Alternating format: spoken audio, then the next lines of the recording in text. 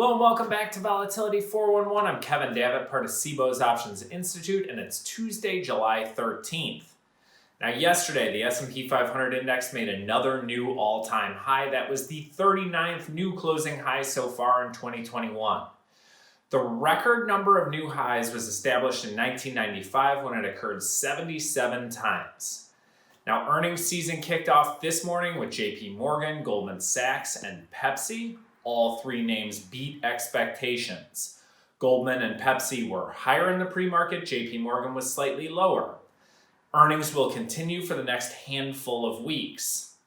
This morning, we also got the latest look at the Consumer Price Index, which is a key measure of inflation. CPI jumped 5.4%, which was the largest move since August of 2008, back when crude oil was around $150 a barrel.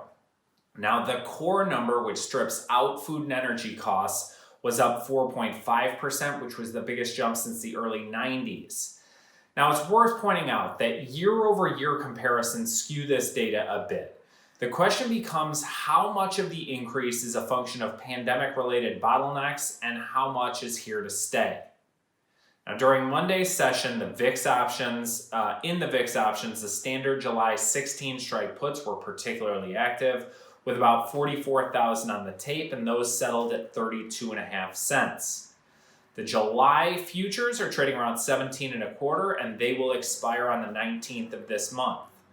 The VIX index is measuring around 16.5 this morning, which is higher by about 30 cents. The broad market is slightly lower ahead of tomorrow's PPI and beige book data. Thursday brings weekly jobless claims in the Philly Fed. Friday is retail sales and consumer sentiment. Now, the S&P 500 index is testing the 4,400 level.